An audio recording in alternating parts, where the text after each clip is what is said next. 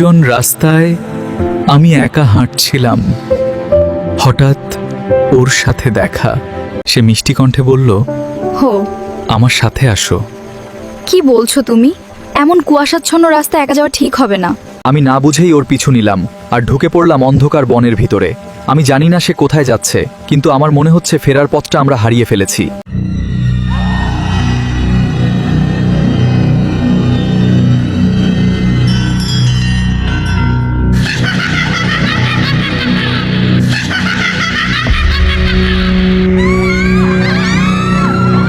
ভয় পেয়েছিলাম, কিন্তু আমি হার মানিনি।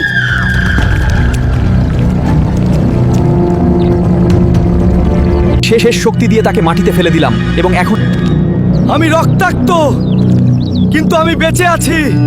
আমি জিতেছি।